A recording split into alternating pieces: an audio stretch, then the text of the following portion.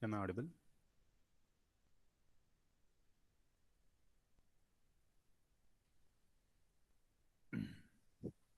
Am I audible? Yes, sir. Okay. So we'll start with I have uploaded experiment number 8 and 9 yesterday. So you just go through it, go to Moodle link and watch the video and implement the practicals. As I have received the feedback that experiment number 8 don't have the voice. So I have uploaded with voice. Now you don't have any problem regarding experiment 8 and 9. Okay, creation of trigger and view. Now today we'll start our last lecture and last unit, that is 8th. 7th unit remaining point I'll record and upload on the Moodle. Okay, only one point is remain regarding 7th unit. So we start 8th unit so that entire lecture will cover, I hope. So just we'll wait one more minute so that remaining students will join, then we'll start.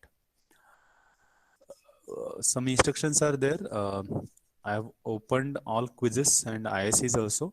So you are requested, all of you, your submission will be submission of all ISCs, 4 ISCs. Fourth ISC I haven't given. Today I will upload it because fourth is dependent on the unit number 7 and 8. 8 is still not taught. That's why I haven't uploaded the ISC 04. So in announcement, ISC 01, 02 and 03 are there. Experiments are there. You are supposed to upload all experiments, all ISCs, compulsory to everyone.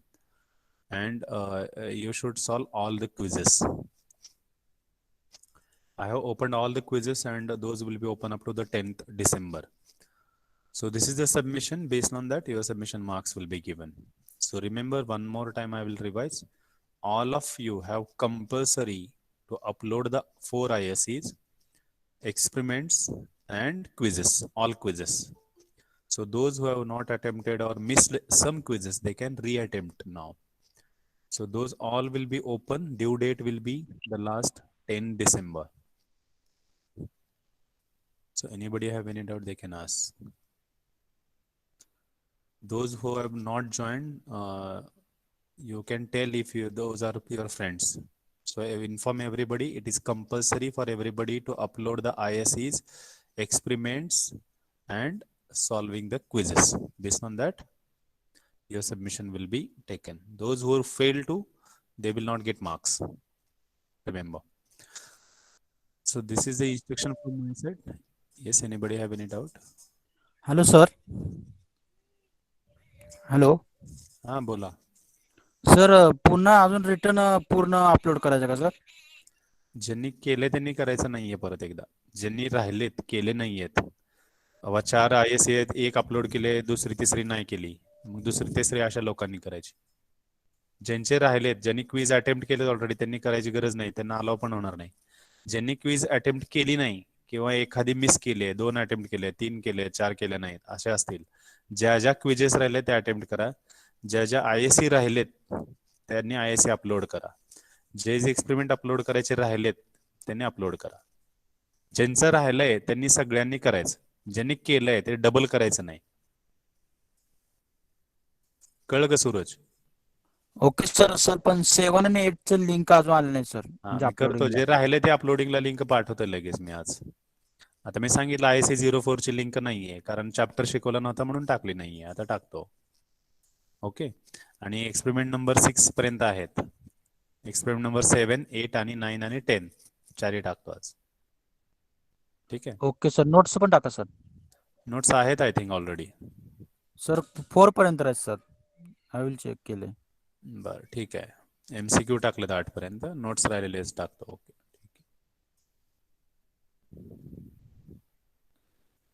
Anybody have any doubt, other doubt? So we start with this. So these are the instructions. ज्यांनी राहिलेत परत एकदा, ज्यांनी राहिलेत upload करायचे ISC कोणते पण असू देत. नवीन लिंक तर आज प्रोव्हाइड होतीलच तुम्हाला. क्विजेस राहिले असतील तर त्या पण आणि एक्सपेरिमेंट्स. हे सगळं कंपल्सरी आहे, त्या बेसवरच तुमचं सबमिशन घेतलं जाईल. आणि टेस्टला 50 मार्काची टेस्ट असेल तुमची, टेस्ट 2 त्या त्या सब्जेक्टची, ती त्या त्या दिवशी होईल. So prepare accordingly. And all the best, and thank you for listening patiently. It was a great fun to deal with you this subject for this semester. This will be the last lecture for the semester. Thank you very much. I'll try to finish this lecture today. I think I'll do it, no problem. Just listen carefully. Okay, so we'll start with 8th unit, right?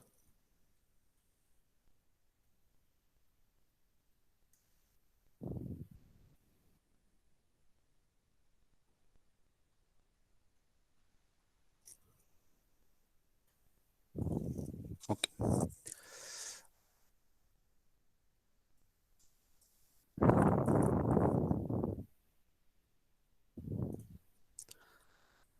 So last unit is recovery.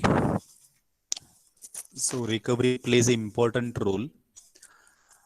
What happens modifying the database sometime without ensuring that the transaction, whether it is going to commit or not, it will leave the database inconsistent. म्हणजे जे काही transaction आहे process करणारे, ज्याने update होणारे database, ते पूर्ण होणार आहे का नाही हे लक्षात न घेता जर आपण डेटाबेस अपडेट करत राहिलो तर याच्यामुळे प्रॉब्लेम होऊ शकतो. आणि तो प्रॉब्लेम म्हणजे काय की डेटाबेस इनकन्सिस्टंट होऊ शकतो. का तर चान्सेस आहेत की तो ट्रान्झॅक्शन कॅन्सल होईल, पूर्ण होणार नाही, फेल होईल. I think still people are trying to join. Okay, will allow maximum, it will get disturbance, but I don't have much time, so rather than allowing anybody, I'll just directly go. Okay,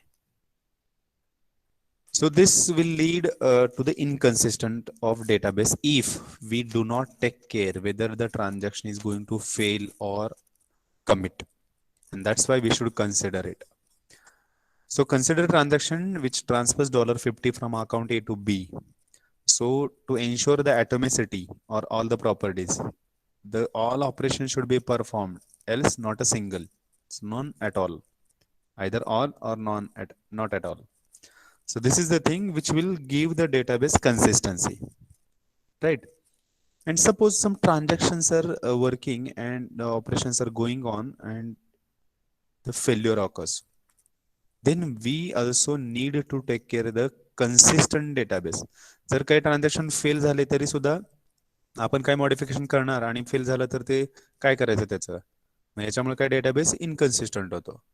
म्हणजे ए मधून $50 minus झाले, बी ला करणार तो पण fail झालं, आणि आपण जर अपडेट केलं असेल एचं अकाउंट डेटाबेस मध्ये तर ती चुकीची व्हॅल्यू ठरणार, कारण बी ला पोहोचलेच नाही, पूर्ण झालंच नाही transaction. So this will create a problem and we have to handle this, we have to recover this. So there are two approaches.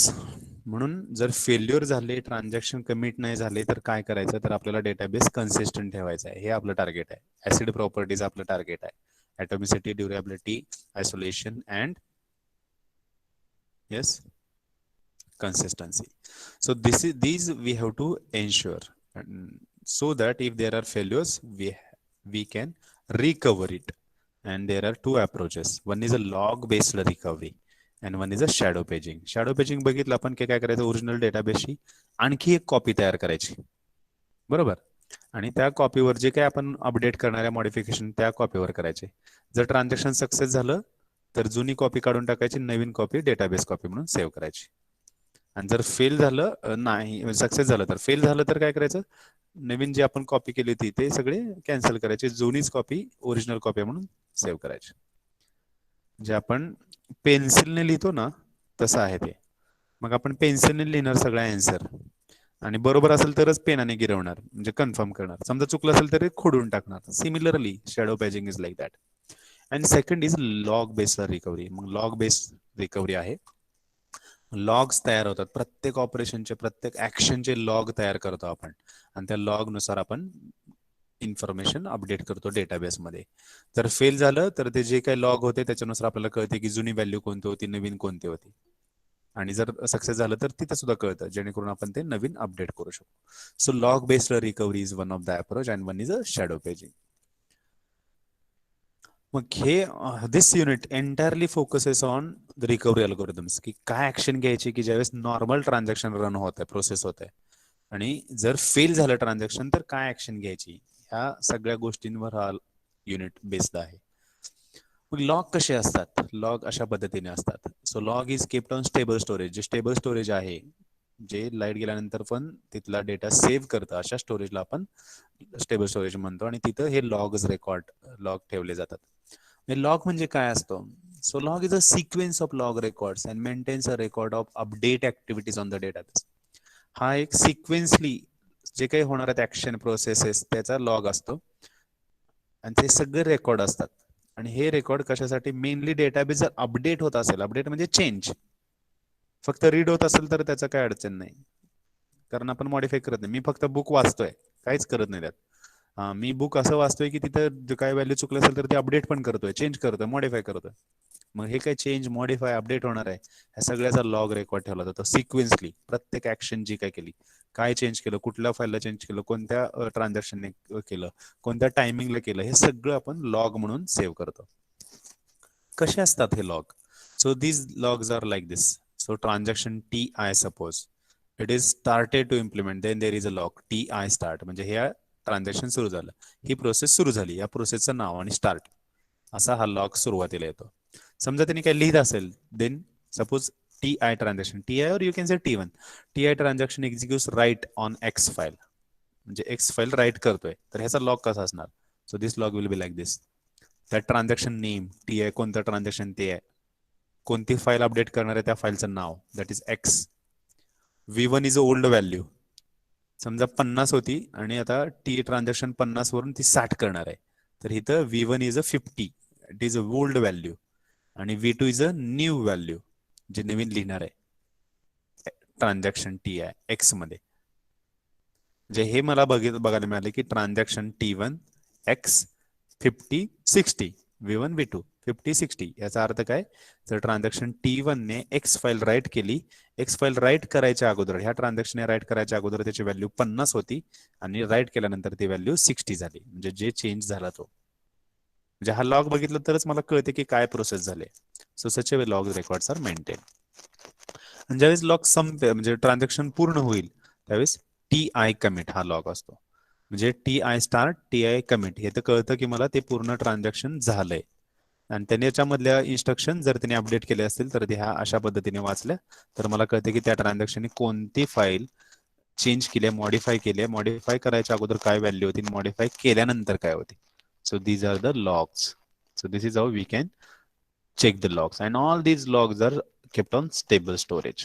Stable स्टोरेजवर स्टोअर केले जातात, म्हणजे लाईट गेली तरी तिथं राहतात, फेल झालं तरी तिथं राहतात, आणि ते लॉग बघून आपण आयडेंटिफाय करू शकतो.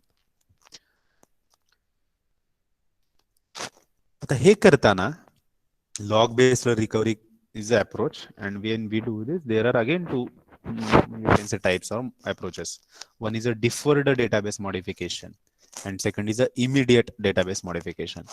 आपलं 10th एक्सपेरिमेंट इथं कव्हर होणार आहे, त्याचा प्रोग्राम ऑलरेडी जर्नल मध्ये आहे आपण दिलेला, तो तुम्ही इम्प्लिमेंट करून बघू शकता.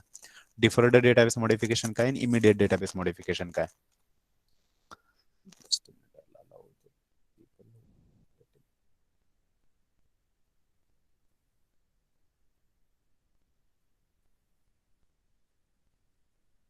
Okay. So there is deferred database modification and immediate database modification. These are the two approaches. Deferred म्हणजे काय? इमिडिएटली लगेच जी फाईल मॉडिफाय झाली ती लगेच राईट करायची, याला म्हणायचं इमिडिएट डेटाबेस मॉडिफिकेशन. आणि डिफर्ड मध्ये काय, की जी काय पण फाईल राईट करणार आहे ते लगेच राईट केली जात नाही, सगळ्यात शेवटी ज्यावेळेस पार्शल कमिट होईल किंवा कमिट होईल त्यावेळेस ती फाईल मॉडिफाय केली जाते, रायटिंग. जे जे काही राईट्स आहेत ते पेंडिंग ठेवतो आपण, आणि सगळे पेंडिंग राईट्स एकदाच करतो, त्याला म्हणायचं डिफॉल्ट. आणि फाईल अपडेट झाले लगेच ते अपडेट करायचे, फाईल अपडेट झाले लगेच ते अपडेट करायचे, असं असेल तर त्याला म्हणायचं immediate database modification. So these are the two types, deferred and immediate. Deferred database modification scheme records all modifications to the log. कुठले कुठले मॉडिफिकेशन आहेत, काय काय राईट करायचं ह्याचं सगळं रेकॉर्ड घेतलं जातं लॉगमध्ये. But defers all the writes to after partial commit. हे लिहायचे, राईट अपडेट करायचे, ते ऑपरेशन पूर्ण करायचं हे आपण पार्शल कमिट वेस करतो. काय काय अपडेट करायचं, फॉर एक्झाम्पल आता TI x V1 V2 x 50 60 होत आहे, म्हणजे एक्स 60 होणार आहे हे आपण नोट करणार लॉग राईट ऑपरेशन. पण ते कधी करणार, पार्शल कमिट ज्यावेळेस ते ट्रान्झॅक्शन होईल त्यावेळेस. So this is your deferred database modification. Assume that all transactions execute serially. आता हे करताना सुद्धा ट्रान्झॅक्शन सगळे सिरियली होतात असं अज्युम करून हा डिफर्ड डेटाबेस मॉडिफिकेशन केला जातो. Transaction starts by writing TI start record to the log. ज्यावेळेस ट्रान्झॅक्शन सुरू होईल त्यावेळेस लगेच लॉग मध्ये TI स्टार्ट, समजा T8 ट्रान्झॅक्शन आहे, T8 ट्रान्झॅक्शन स्टार्ट असं लॉग मध्ये लिहिलं जातं आणि मग सुरू होतं. Write X operation result in a log record. आता डिफर्ड मध्ये बघा कसं लिहित आहे लॉग रेकॉर्ड. ज्यावेळेस राईट असेल TI एक्स आणि V, म्हणजे इथं एकच व्हॅल्यू येते आणि V is the new value for X. X मध्ये काय लिहिणार आहे त्याचीच व्हॅल्यू डायरेक्ट लिहिली जाते, त्याची ओल्ड व्हॅल्यू लिहिली जात नाही in deferred database modification. This is a small change. Immediate मध्ये दोन्ही व्हॅल्यू येतात, ओल्ड पण आणि न्यू पण. डिफर्ड डेटाबेस मॉडिफिकेशनच्या लॉग मध्ये राईट ऑपरेशन असेल तर फक्त ट्रान्झॅक्शनचं नाव, फाईल कोणती आणि V म्हणजे न्यू व्हॅल्यू, जी आपण व्हॅल्यू लिहिणार आहे, अपडेट करणार आहे. So note, old value is not needed for this scheme. Deferred database मॉडिफिकेशनला ओल्ड व्हॅल्यू लागत नाही किंवा घेतली जात नाही. तर write is not performed on X at this time. जिथं आला तो लॉग तर तिथं लगेच लिहिलं जात नाही, तो डिफर्ड केला जातो, तो म्हणजे वेटिंग वर टाकला जातो आणि पार्शल कमिटच्या वेळेस तो लिहिला जातो.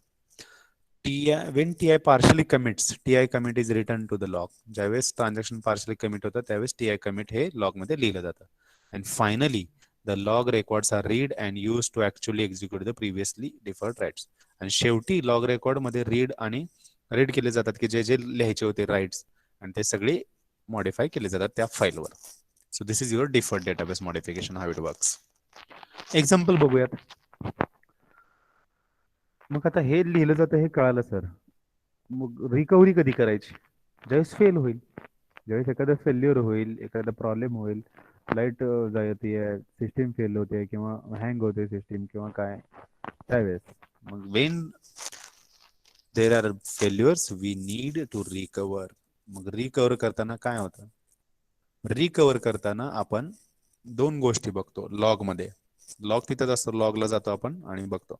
लॉग मध्ये जर सेम ट्रान्झॅक्शन स्टार्ट आणि कमिट असेल, same transaction for example suppose T2 आहे, T2 स्टार्ट झाला होता आणि T2 कमिट, हे दोन्ही लॉग आहेत प्रेझेंट, याचा अर्थ काय, T2 पूर्ण झालंय. मग आपल्याला ते परत करतो आणि परत करायच्या प्रोसेसला म्हणायचं redo. So it is ridden. जे आपण रिकवर करत असेल, फेल झालं आणि आपण परत रिस्टार्ट केली सिस्टीम, मग रिस्टार्ट केल्या गेल्या सिस्टीम जाते लॉग रेकॉर्डला. लॉग रेकॉर्ड मध्ये बघते ट्रान्झॅक्शन कोण स्टार्ट झाले आणि कमिट झाले, सेम T2 आहे, T2 स्टार्ट पण झाला होता आणि कमिट पण झाला होता, म्हणजे T2 पूर्ण करतो. परत एकदा T2 चे ऑपरेशन तो एक्झिक्यूट करतो. That operation is called as a redo, redone. So redoing a transaction sets the value of all data items updated by the transaction. याचाच अर्थ काय की अगोदर जरी पूर्ण झालं होतं हे, फेल व्हायच्या अगोदर सिस्टीम, याचा अर्थ नवीन व्हॅल्यू तिथे लिहायला पाहिजे, परत नवीन व्हॅल्यू अपडेट केली जाते. आणि जे ट्रान्झॅक्शन स्टार्ट आहेत पण कमिट नाहीत त्यांना अंडू केलं जातं. अंडू म्हणजे अंडन, म्हणजे त्यांनी जे काही मॉडिफिकेशन केले होते ते परत काढून टाकायचे, जुनी व्हॅल्यू आहे त्याची ठेवायची. So this is undo process. There is a redo and undo. Crashes can occur. Crashes can occur while transaction is executing the original updates or while recovery action is being taken. Recovery action करताना सुद्धा crash होऊ शकतो. मग त्यावेळेस काय करायचं, मग त्यावेळेस परत हे लॉग रेकॉर्ड सगळे सेव्ह केलेले असतात स्टेबल स्टोरेजला. ऑपरेशन होणार आहे त्याचा लॉग काय, तो अगोदर स्टेबल स्टोरेजला जातो मग ऑपरेशन केलं जातं. दिस इज हाऊ इट इज. ह्या ट्रान्झॅक्शन म्हणजे जरी दोन असतील T1 T0, तर T0 एक्झिक्युट बिफोर, ती सिक्वेन्स आहे आणि त्या सिक्वेन्स नुसार सगळे ट्रान्झॅक्शन एक्झिक्युट होतात, हे अज्युम केलं जातं, हे आपण बघितलंय. मग आता आपण बघूया की ट्रान्झॅक्शन वेगवेगळे रन होत आहेत आणि सिक्वेन्स आहे डेफिनेटली, पण एखादे क्रॅश झालं तर काय केलं जातं. मग आपण 3 सिच्युएशन घेऊयात, वेगवेगळे 3 ट्रान्झॅक्शन रन होत आहेत असे बघूयात. हे बघा. So you can see A indicates this is a transaction T0. B indicates this is another transaction which is executing, and C indicates this is another transaction which is executing. मग इथं fail झालं तर काय होतं, ह्या पॉइंटला failure झालं तर काय होतं, आणि ह्या पॉइंटला फेल्युअर झालं वेगवेगळ्या कंडिशन मध्ये तर काय होतं, काय ऍक्शन करतं डिफर्ड डेटाबेस मॉडिफिकेशन, रिकव्हरी, ते आपण बघूया. So when there is a recovery, deferred database modification logs are there. Suppose failure of course after this point, what actions are needed, recovery काय करणार, इथं जर झालं तर रिकव्हरी काय करणार, आणि इथं झालं तर रिकव्हरी काय करणार हे बघू. आता ह्यात बघूया काय आहे. So these are the log records. T0 start, T0 A950, याचा अर्थ कोणी सांगू शकेल का मला, if you are listening? Roll number 59 सांगा मला याचा अर्थ काय.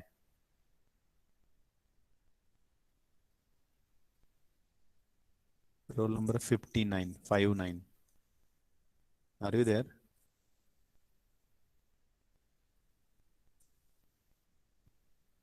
Yes, roll number 59.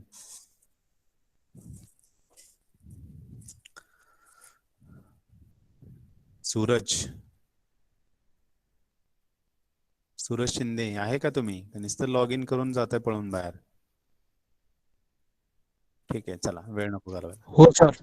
हा सांग, याचा अर्थ सांग सूरज. हॅलो. हा, ह्या इक्वेशनचा अर्थ सांग मला लॉगचा. सॉरी सर, येत नाही मला. तू ऐकत नाही का लेक्चर? ऐकते सर. ऐकते तर हे यायला पाहिजे की. स्क्रीन शेअर करतोय ना मी, तो नाही आहे रेकॉर्डिंग मध्ये. नाहीये का तू लेक्चरला? आहे सर. मग मी स्क्रीन पण शेअर करतोय, स्क्रीन पण बघायचा, आवाज ऐकायचा ना माझा, आणि आहे बघायचं. सर मी. हे सोपं सांगितलं की. हे काय आहे, हे पॉइंटर दिसतोय का तुला? हो सर. T0 याला काय म्हणायचं? म्हणजे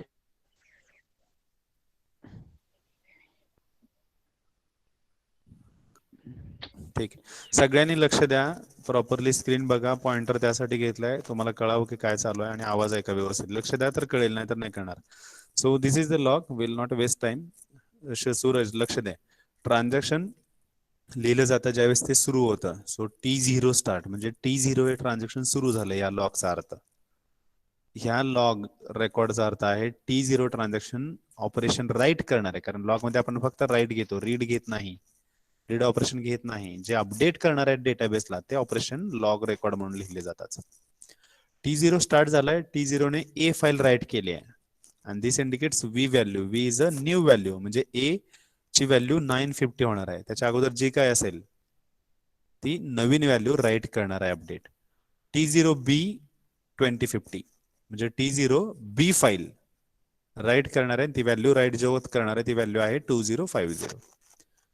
ओके, म्हणजे हे ट्रान्झॅक्शन लॉग रेकॉर्ड बघितल्यानंतर मला हे समजतं. I can identify bye checking the log records.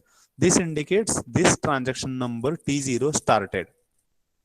This indicates T0 updates the file A and writes this value as a updated new value V. इथं V आहे कारण डिफॉल्ट मध्ये दोन व्हॅल्यू येत नाहीत, फक्त न्यू व्हॅल्यू घेतो आपण. आता इथं जर फेल्युअर झालं तर काय करायचं? आता आपण फेल्युअर झालं की परत येणार सिस्टीम, आणि सिस्टीम हे लॉग रेकॉर्ड बघणार. लॉग मध्ये काय असणार, T0 स्टार्ट झालाय, T0 ने हे केलं, T0 ने हे केलंय, पण T0 कमिट नाहीये, म्हणजे पूर्ण ऑपरेशन नाही. जर T0 स्टार्ट झालाय आणि T0 कमिट झाला असेल तर रिडो ऑपरेशन, नसेल तर नो, काहीच ऑपरेशन नाही. म्हणजे ऑटोमॅटिकली जे काही फेल झालं, म्हणजे ए ची जी व्हॅल्यू ही अपडेट व्हायच्या अगोदर जी होती ती आहे तशीच राहते, बी ची व्हॅल्यू पण ती आहे तशीच राहते. Because we say here we don't require the undo operation. Okay, default database, कारण ते हे सगळे रायटिंग के रेकॉर्ड केले जातात, पण ते शेवटी ज्यावेळेस ट्रान्झॅक्शन कमिट होणार आहे त्यावेळेस ऍक्च्युअल फाईल मध्ये अपडेट केले जातात. This is the default database modification. म्हणजे ऑटोमॅटिकली फाईल अपडेट झाली नव्हती, पण लॉग होता की हे ऑपरेशन तो करणार होता. T0 स्टार्ट झालाय, कमिट नाही झाला, म्हणून आपल्याला रिडो ऑपरेशन करायची गरज नाही. आता दुसरी एक केस घेऊ, बी केस घेऊ. Hope all of you are listening. T0 started, T0 A950, T0 B 2050, T0 commit. Then T1 start, T1 C600. And here after this log there is a failure, there is a crash. मग log record तर save केले जातात stable स्टोरेजला. मग हे काय log record मी येणार, crash झालं म्हणजे सिस्टीम, मी परत रिस्टार्ट झालो, आले की मी पहिल्यांदा लॉगला जाणार सिस्टीम. आता काय होतं इथं बघा, T0 स्टार्ट आहे पूर्ण लॉग रेकॉर्ड मध्ये, तोच ट्रान्झॅक्शन स्टार्ट झालाय आणि तोच ट्रान्झॅक्शन कमिट झालाय का हे चेक केलं जातं. Okay, T0 started, T0 commit, म्हणजे हे ट्रान्झॅक्शन पूर्ण झालंय. म्हणजे हे पूर्ण झालंय याचा अर्थ इथं त्या फाईल मॉडिफाय झालेल्या पाहिजेत. झाल्या नसल्या असल्या तरी सुद्धा आपण हे ऑपरेशन परत एकदा करतो, दॅट इज रीडू ऑपरेशन. मग काय ऑपरेशन आहे, T0 अपडेट्स ए बाय 950 व्हॅल्यू, म्हणजे ए ची फाईल 950 व्हॅल्यू असायला पाहिजे. म्हणजे रीडू ऑपरेशन करताना जरी 950 असेल तर परत एकदा आपण 950 लिहिणार, आणि समजा नसेल तरी आपण 950 लिहिणार. याचा अर्थ मॉडिफाय झाली, करेक्ट झाली, ट्रान्झॅक्शन कन्सिस्टंट झाला.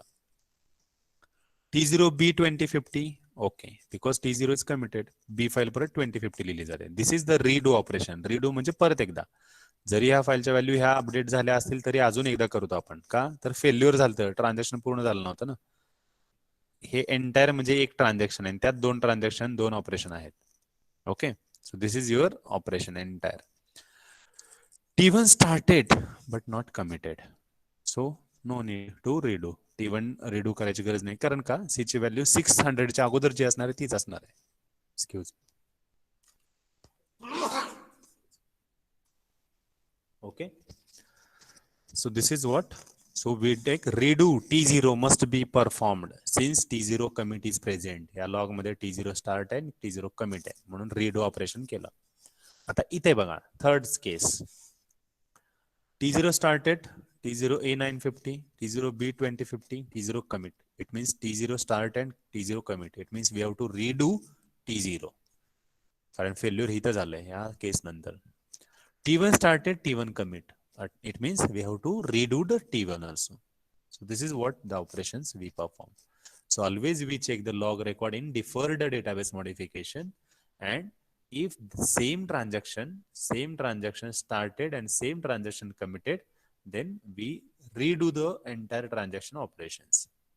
Same transaction started T1 and T1 commit, it means same transaction started also and committed also, we redo the operation. So here redo T0 must be performed followed by redo T1 sequentially. Sequence आहे ना, आपण हा sequentially करतो.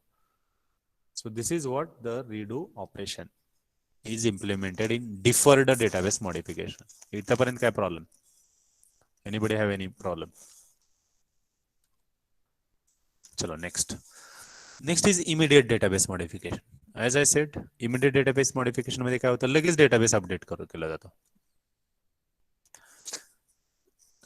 Immediate database modification scheme allows database updates of an uncommitted transaction to be made as the rights are issued. Rights जसे issue आहेत तसे तो करत जातोय. Update log record must be written before database item is written. म्हणजे update log record जे काय असणार, राईट रेकॉर्ड जे काय असणार ते log, please mute your mics, ते लिहिले जायला पाहिजेत ज्याच्या अगोदर त्या डेटाबेसमध्ये ऍक्च्युअल आपण मॉडिफाय करतो. म्हणजे समजा व्हेरिएबल ए आहे, ऍक्च्युअली व्हेरिएबल ए ची व्हॅल्यू आपण मॉडिफाय करणार आहे, तर अगोदर लॉग रेकॉर्ड लिहिला जाणार, लॉग मध्ये आपण ते लिहिणार आणि मग तो ब्लॉक कोणता अपडेट करणार आहे, त्या ब्लॉकची व्हॅल्यू कुठली आहे त्या ब्लॉकला, म्हणजे बी व्हेरिएबल कुठल्या ब्लॉकला बिलॉंग करतो त्या ब्लॉकचं नाव आपण आउटपुट स्टोरेजला देतो, आणि मग ऍक्च्युअल आयटम म्हणजे बी जो व्हेरिएबल ज्या ऍड्रेसला आहे तिथे जाऊन अपडेट करतो. This is what the scenario. So we write output block, की कोणत्या ब्लॉक मधली व्हॅल्यू आपण अपडेट करणार आहे त्याचा एक सिक्वेन्स, पण तो काय चेंज केला तरी चालतो इमिडिएट मध्ये, आणि ऍक्च्युअल व्हॅल्यू त्या व्हेरिएबलची अपडेट केली जाते नंतर, पण ह्या सगळ्याचे लॉग अगोदर लिहिले जातात. लॉग अगोदर लिहिले जातात आणि लॉग कसे इमिडिएट मध्ये दोन्ही व्हॅल्यू लिहिल्या जातात. आता इथं जर फेल्युअर झालं तर रिकव्हर कसं केलं जातं? मग रिकव्हर करायला दोन ऑपरेशन आहेत. इमिडिएट मध्ये डिफर्ड मध्ये एकच होता, that is redo operation. Remember, defer database modification मध्ये रिकव्हर करण्यासाठी फेल्युअर झालं तर एकच ऑपरेशन होतं आणि ते that is redo. Now in immediate database modification जर क्रॅश झालं, ट्रान्झॅक्शन फेल झालं, तर रिकव्हर करायला दोन ऑपरेशन आहेत, and these are undo and redo. Undo restores the value of all data items updated by TI to their old values. आता आपण काय म्हणतो इमिडिएट मध्ये ट्रान्झॅक्शन चालू आहे, एक राईट आला लगेच ती राईट अपडेट केला जातो. ट्रान्झॅक्शन फेल झालं तर म्हणजे ऑलरेडी त्या फाईलला अपडेट केलं गेलंय, म्हणून आपल्याला हे इथं अंडू ऑपरेशन वापरावं लागतं. अंडू काय करतं, ज्या ट्रान्झॅक्शन अपडेट केले व्हॅल्यू त्याची ओल्ड व्हॅल्यू जी होती ती आहे तशी ठेवावी लागते. That is undo operation. Redo operation काय करतं, ज्या ट्रान्झॅक्शन जी फाईल अपडेट केली त्या फाईलची नवीन व्हॅल्यू जी होती ती व्हॅल्यू लिहिली जाते. दॅट इज रिडू परत परत. आणि अंडू मध्ये जर त्यांनी अपडेट केली असेल तर ती चेंज करून ओल्ड व्हॅल्यू त्याची काय होती ती लिहिली जाते. मग ओल्ड व्हॅल्यू कुठे लिहिलेली असते, लॉग रेकॉर्ड मध्ये. So output of update blocks can be take place at any time before or after transaction commit. Output जो ब्लॉक आपण लिहितो की कुठल्या आयटमला आपण अपडेट करणार आहे तो कोणत्या ब्लॉक मध्ये, ते तर आपण लिहिलंय एका क्यू मध्ये आणि त्याच्या सिक्वेन्सला आपण ते करतो. सिक्वेन्स नसेल तरी काय प्रॉब्लेम नाही, पण ट्रान्झॅक्शन कमिट होताना हे सगळे लिहिले जातात. रिकव्हरीमध्ये दोन ऑपरेशन आहेत, अंडू आणि redo. Both operations must be idempotent. That is even if the operation is executed multiple times the effect is same as if it is executed once. म्हणजे हे रिडू आणि अंडू अशा ऑपरेशन आहेत, आपण परत परत परत परत केले तरी त्याचा इफेक्ट सेमच राहतो. कसे आहेत ते, आपण एकच अंडू ऑपरेशन तेच तेच परत केलं. अंडू म्हणजे काय करणार आहे, न्यू व्हॅल्यू समजा 60 आहे, ओल्ड व्हॅल्यू 50 आहे, अंडू केलं मी म्हणजे ते व्हॅल्यू काय काय असणार त्याची 50 लिहिली, ओल्ड व्हॅल्यू लिहिणार ना अंडू मध्ये. परत एकदा केली ओल्ड व्हॅल्यू 50, म्हणजे किती जरी वेळा केलं मी तरी ती ओल्ड व्हॅल्यू 50च येणार आणि म्हणून डेटाबेस कन्सिस्टंट राहतो. Such operation they are, those are called as a idempotent. आता फेल्युअर झाल्यानंतर रिकव्हरी कशी केली जाते, इमिडिएट डेटाबेस मॉडिफिकेशन मध्ये. मग फेल्युअर झालं, मग त्या ट्रान्झॅक्शन चेक करायला लागणार आपल्याला लॉग रेकॉर्ड मध्ये. जर ट्रान्झॅक्शन स्टार्ट झालंय सेम ट्रान्झॅक्शन आणि सेम ट्रान्झॅक्शन कमिट पण झालंय तर कोणतं ऑपरेशन करायचं, रिडू. जर सेम ट्रान्झॅक्शन स्टार्ट पण झालंय लॉग रेकॉर्ड्स मध्ये आणि सेम ट्रान्झॅक्शन कमिट पण झालंय तर त्याला आपण रिडू करतो. रिडू. ट्रान्झॅक्शन स्टार्ट झालंय पण कमिट झालं नाही, then we perform undo operation.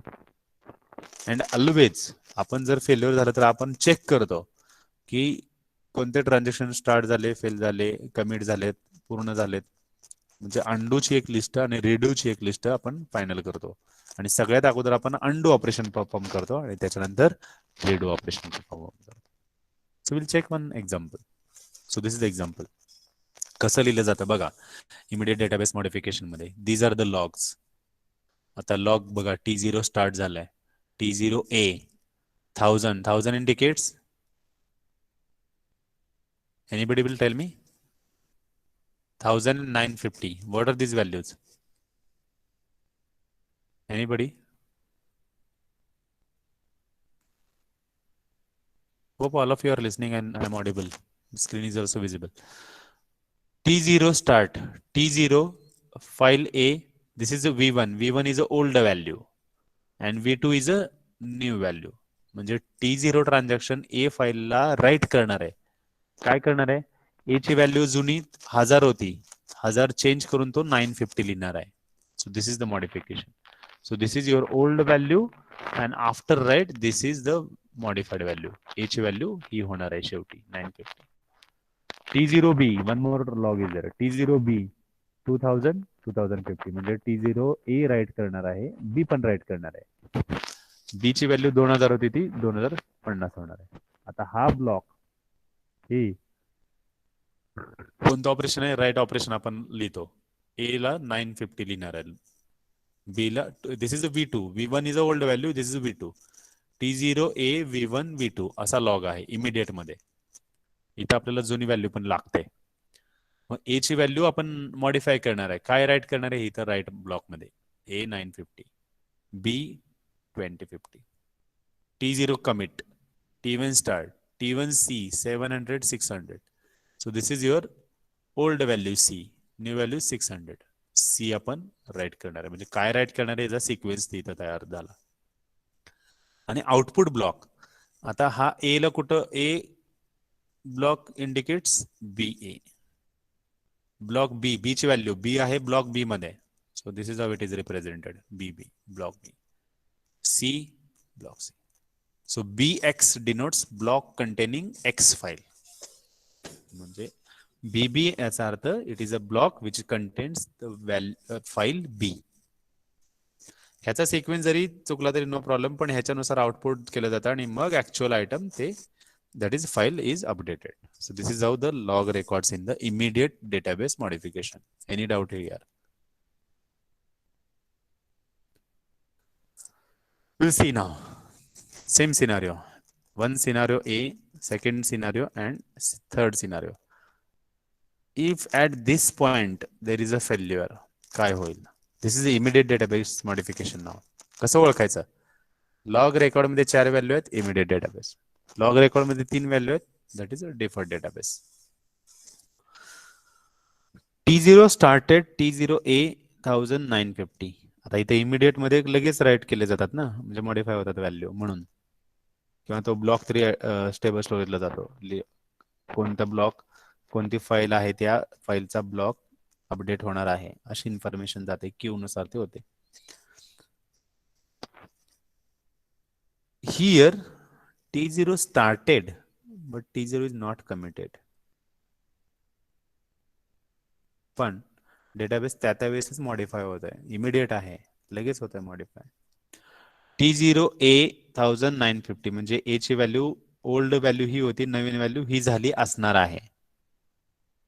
आपल्याला आता इथं हे ट्रान्झॅक्शन जर कमिट झालं नाही, मग त्यांनी जे जे ऑपरेशन केले होते ते महागारी घ्यायला लागतात, म्हणजे त्याची ओल्ड व्हॅल्यू जी होती ती ठेवावी लागते. मग इथे आपल्याला अनडू ऑपरेशन करावं लागतं. का तर सेम ट्रान्झॅक्शन T0 स्टार्ट झाले पण कमिट नाही झाला, so we require to undo T0. Undo करताना तो काय करतो, बी ची व्हॅल्यू 2050 होती, ती ओल्ड व्हॅल्यू ठेवायची आपल्याला सेव्ह, म्हणून बी ची व्हॅल्यू परत आहे तशी 2000 लिहिली जाते. ए ची व्हॅल्यू 950 झाली असेल कारण इमिडिएट राईट आहे, म्हणून ते आपल्याला परत आहे तशी ओल्ड ठेवायची आहे, old value is 1000. So those are restored. So B is restored to 2000. A is restored to 1000. If at this point the failure is there. Why? Because T0 started but not committed. Now in other scenario, T0 started, T0 commit. T1 started, T1 commit is not there. It means we have to redo the T0 and we have to undo the T1. And always we do undo operation first. So undo operation set the value of C as 700. So C is restored to 700 and A will be restored to 950. B will be restored to 2050 because this transaction is committed. So we redo the T0 transaction operations. So this will be the change. So C becomes 700, A becomes 950, B becomes 2050. So database becomes consistent.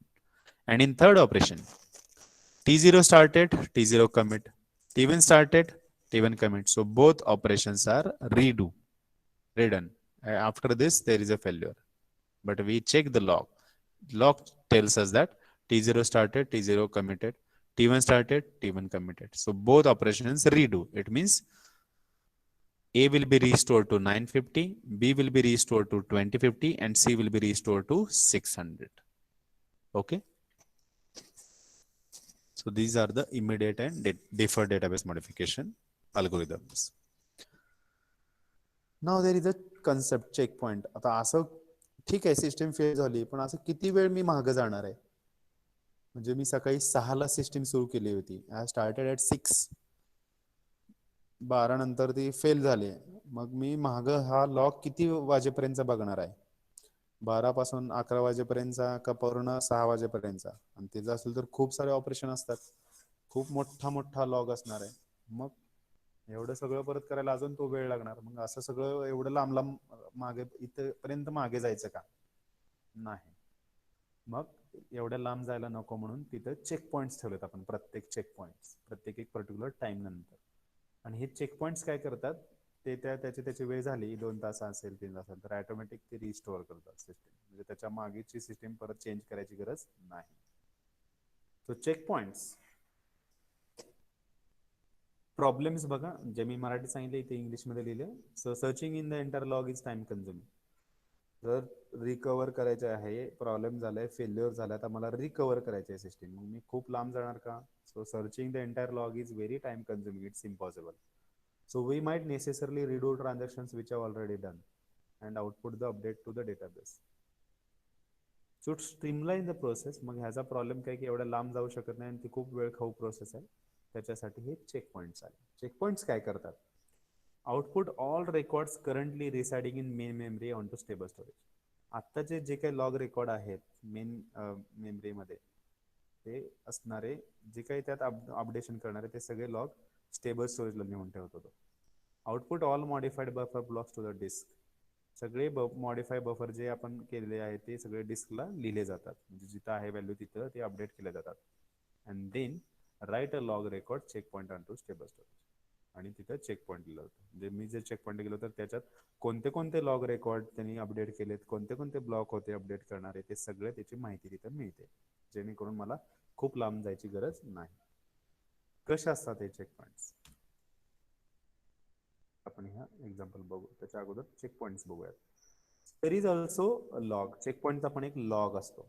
So during recovery, we need to consider only the most recent transaction which is started before the checkpoint and transaction that started after TI. Scan backwards from the end log to find the most recent checkpoint record. म्हणजे असा record असतो जर checkpoint केला असेल तर log मध्ये. जसं आपण transaction TI start, T1 start, T1 commit, T0 A1950 असे लॉग लिहित होतो ना, तसे चेकपॉईंटचा पण एक लॉग असतो. हा लॉग लिहिला जातो. मग लॉग मध्ये आपण काय करणार, जेव्हा फेल्युअर झाले तिथून मागे जातो आपण आणि मागे जोपर्यंत हा चेक पॉइंट लॉग येत नाही तोपर्यंत मागे जातो.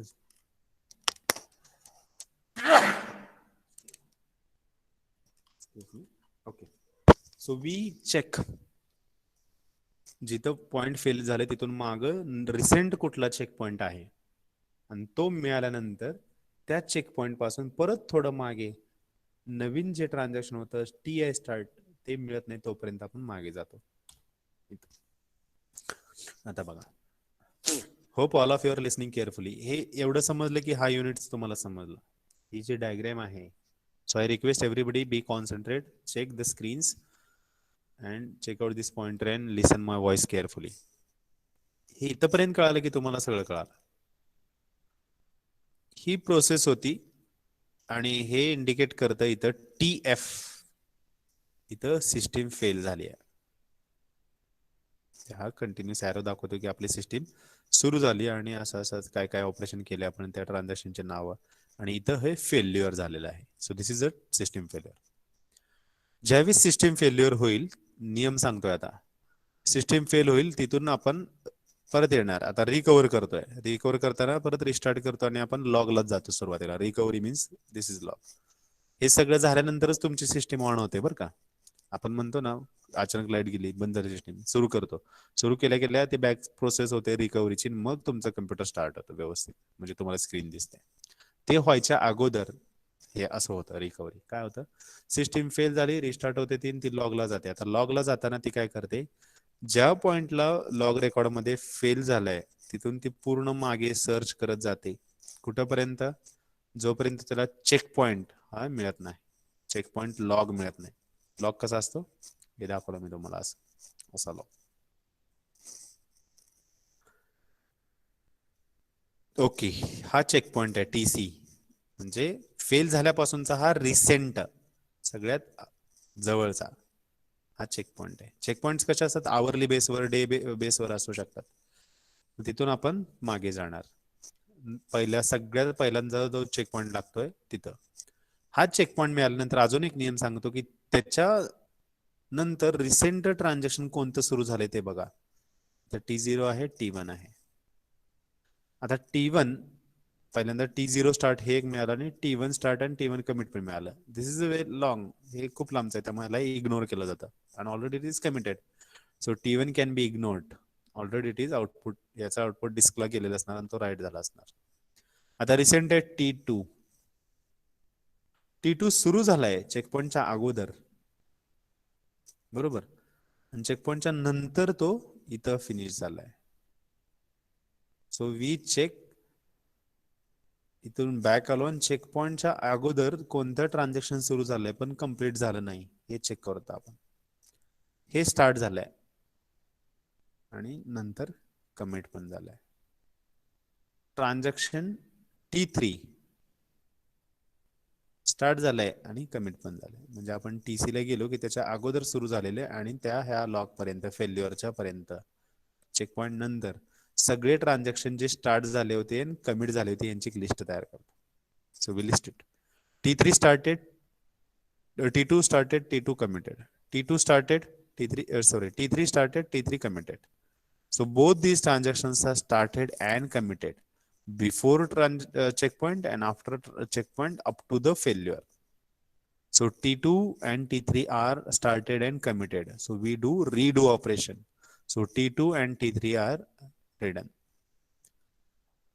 The transaction which is started but not committed will be list. And what is this T4? T4 start झालाय पण तो कमिट झाला नाही फेल्युअर होईपर्यंत. मग याला काय करायचं? T4 is undo.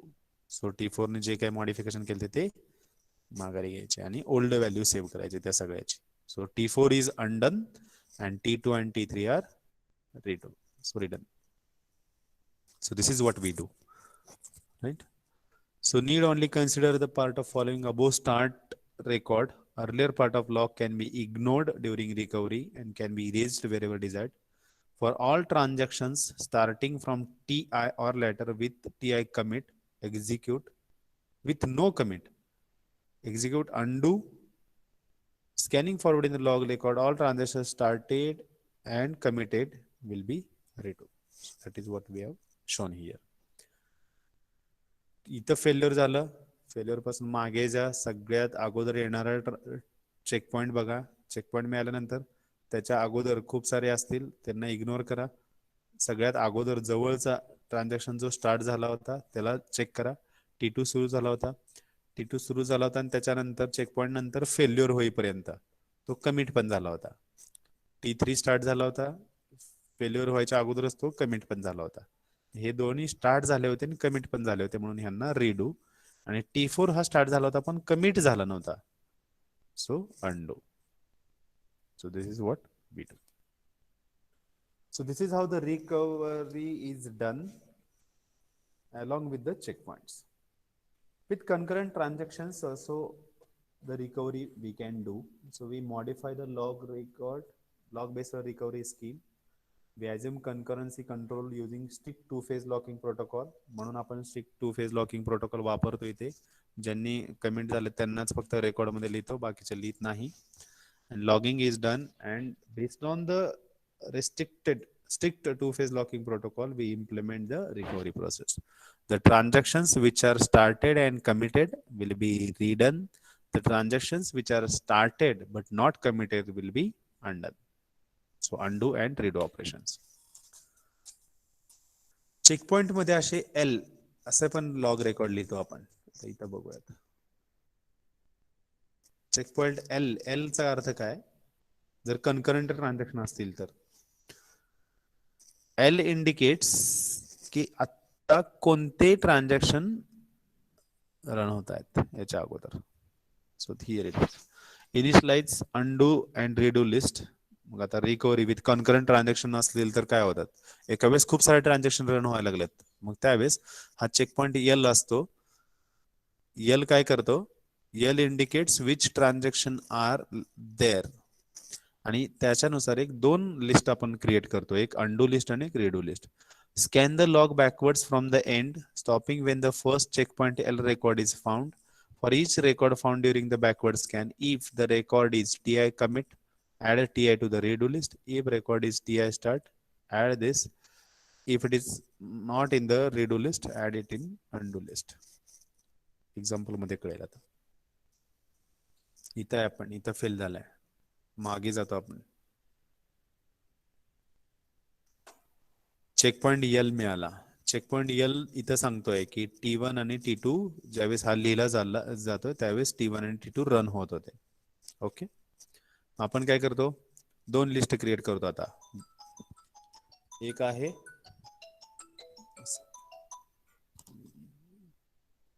आहे अंडू लिस्ट आणि एक आहे redo list. T1 T2 checkpoint लिहिताना पण रन होत होते. T0 स्टार्ट आहे, T0 कमिट आहे, तर त्याला रिडू लिस्ट मध्ये टाका. कमिट आहे ना, start commit redo list. Start आहे, कमिट नाहीये, अनडू लिस्ट. T1 स्टार्ट आहे बघा, T1 स्टार्ट आहे, T1 कमिट आहे का? नाही, T1 कमिट नाही. It means T1 started but not committed, it will go to undo list. T2 started, again it will go to undo list. T3 started, T3 commit, we will check redo list, only T0 is there and T3 there. So this indicates there will be T0 and T3 started and committed, those will be redone, and T1 and T2 started but not committed, those will be undone. Undone म्हणजे काय? T2 ने जे modify केले file त्याला old व्हॅल्यूला ठेवायचं. म्हणजे पहिल्यांदा हे होणार 20 होती ओल्ड व्हॅल्यू, त्याला 10 करणार, त्याच्या अगोदर परत सी राईट झाले, 10च्या अगोदर 0 म्हणजे सी 0 होणार T2 चा. दुसरं ऑपरेशन कुठलं आहे? T1. T1 ने बी 10 केलता, 0 करायचं त्याला. So this is how it will be implemented. This is how we recover the concurrent ongoing transactions. Even we write the log records, so buffers are there. ज्या वेळेस आपण इथं ब्लॉक्स काढतोय बरोबर, इथं ब्लॉक्स लिहितोय, हे सगळे आउटपुट स्टोरेजला जातात. याचा अर्थ काय? स्टेबल स्टोरेजला, की हे बी फाईल चा block containing, B file containing block हा अपडेट होणार आहे, C file containing block B C update होणार आहे, आणि त्यातले सी आयटम अपडेट होणार आहे. बी ब्लॉक जो ए फाईलला कंटेन करतो तो अपडेट होणार आहे. हे आपण लिहितो आणि याला परत एक स्टेबल स्टोरेजला टाकतो. इथं सुद्धा आपण एक रेकॉर्ड तयार करतो की कोणते कोणते अपडेट झालेले आहेत. जसं इथं आपण लिहिलंय ए अपडेट होणार आहे, बी अपडेट होणार, सी अपडेट होणार. ह्याची लिस्ट आपण स्टेबल स्टोरेजला टाकतो. त्या लिस्टनुसार परत रीडू आणि अंडू ऑपरेशन्स परफॉर्म करतो. हे सुद्धा रिकव्हरी करताना आपण चेक करतो. We force this. So there are write ahead logging एक कन्सेप्ट आहे. Before block of data goes in main memory and output to the database, all records pertaining to data in that block must have been output to stable storage. म्हणजे आपल्याला इथं कळालं, right ahead logging इथे explain करतो मी तुम्हाला. मला कळालं C update करायचा आहे, त्याचा ब्लॉक BC इथं गेलाय बरोबर. मग हा ब्लॉक स्टेबल स्टोरेजला आहे, तो मेन मेमरीकडे अपडेट करणार आहे, मेन मेमरीला सी. आता आपल्याला इथं कळालं की BC आहे आणि सी अपडेट करायचं आहे एवढी व्हॅल्यू, तर लगेच केलं जातं. म्हणजे ते राईट व्हायच्या अगोदरच ते आपण अपडेट करतो, कारण आपल्याला माहित झालं राईट मध्ये असतात हे आणि त्याचा ब्लॉक पण इथे असतो. This kind of concept is called as write logging. There are also dump you can say dumps are there. Dump, what are dump? आपले चेक पॉइंट्स आहेत का नाही, समजा 2 तासानंतर आहे, 3 तासानंतर आहे, हे सुद्धा पिरियडिकली हे सगळे चेक पॉइंट करताना जे काही रेकॉर्ड होते, अंडू आणि रिड्यूची लिस्ट किंवा कोणत्या ट्रान्झॅक्शनचे काय अपडेट झाले, हे सगळे लॉग एकदा आपण या डंप स्टेबल स्टोरेजला टाकतो आणि तिथून ते केले जातात. नेट वगैरे जसं इंटरनेट इथं हे डम्स वापरले जातात. फजी डम्स पण आहेत तिथे, fuzzy dump. So we extend allow transactions to be active during dump. म्हणजे हे डम चालू असताना, रिकव्हरी चालू असताना सुद्धा ट्रान्झॅक्शन रन होतात आणि हे सगळे स्टोअर केले जातात आणि त्याच्यानुसार त्याचा लॉग रेकॉर्ड तयार केला जातो अंडू आणि रिडूचा. आणि या अशा डंपला, डंप म्हणजे परत एकदा information of logs which is stored, which is implemented on all the writes. These are called fuzzy dumps. आणि हे फझी डम्प चालू असताना पण ट्रान्झॅक्शन चालू असतील तर त्याची पण इन्फॉर्मेशन आपण लॉग स्वरूपात सेव्ह करतो. आणि सगळे लॉग एकाच वेळेस त्यात काय काय अपडेट करणार आहे या सगळ्या अपडेटची इन्फॉर्मेशन आपण स्टोरेजला टाकतो. And these are called as a fuzzy dumps or online dumps. So such a way checkpoints, dumps and fuzzy dumps are implemented to recover the system. Fuzzy dump कुठे लागतात? जिथं नॉन व्हॉलेटाइल स्टोरेज आहे, light गेले की तिथं storage राहत नाही. म्हणून आपण काय करतो, कोणते कोणते आपण अपडेट करणार आहे त्याला ऑलरेडी स्टेबल स्टोरेजला टाकतो. स्टेबल स्टोरेज म्हणजे काय? लाईट गेले तरी तिथे इन्फॉर्मेशन राहते आणि मग आपल्याला तिथून आपल्याला कॅप्चर करता येतात हे अशा प्रकारचे लॉग रेकॉर्ड्स. आणि त्या लॉग रेकॉर्ड मध्ये परत आपण चेक करायचं की कोणते कमिट झालेत, स्टार्ट झालेत त्यांना रिडू लिस्ट मध्ये, कोणते स्टार्ट झालेत पण कमिट झाले नाहीत त्यांना अंडू लिस्ट मध्ये. आणि ह्या रिडू आणि अंडू लिस्टचे ऑपरेशन्स परफॉर्म केले जातात. When we do this online, those are called as online dump. When the recovery चालू आहे आणि त्याच वेळेस ट्रान्झॅक्शन रन होते, त्याची पण इन्फॉर्मेशन लॉग स्वरूपात सेव्ह केली जाते आणि त्यांनी काय चेंजेस करणार आहे ते पण राईट करून ठेवलं जातं. Those are called as a fuzzy dumps. So this is how the recovery works. So there are two approaches. One is log-based recovery and one is shadow paging. In log-based recovery, again there are two types. One is immediate database modification and one is a deferred database modification. Deferred database modification काय करतो, pending ठेवतो आणि शेवटी partial कमिटच्या वेळेस सगळे right करतो. Immediate मध्ये लगेच अपडेट केले जातात. डिफर्ड मध्ये फक्त एक ऑपरेशन लागतं, दॅट इज रिडू. इमिडिएट मध्ये दोन्ही ऑपरेशन लागतात, undo and redo. Transaction start झालं असेल, कमिट झालं असेल तर त्याला रिडू करतो. ट्रान्झॅक्शन स्टार्ट झालं असेल, कमिट झालं नसेल तर त्याला अनडू करतो. So this is your entire 8th unit. So stop sharing. So we have finished our entire syllabus. I think time is also over. So type your roll numbers starting with 1 to 10. Roll number 1 to 10. Type your roll numbers.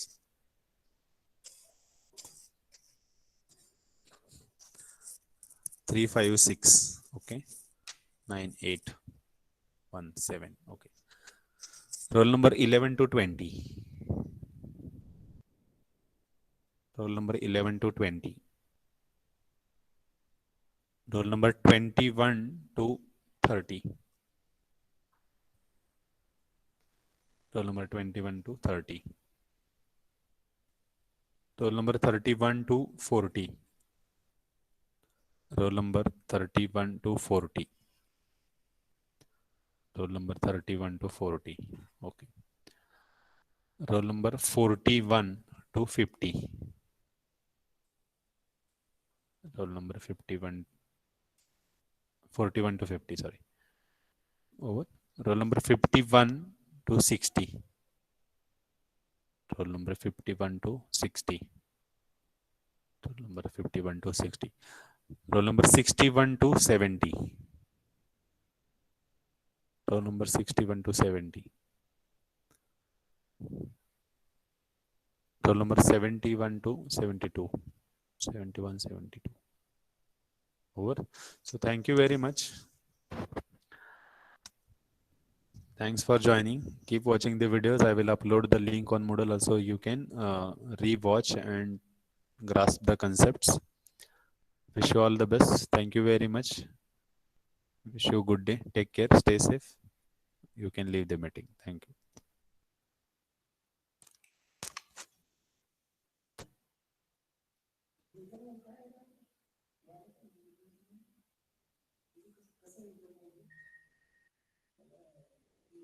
UB Bagal CSE.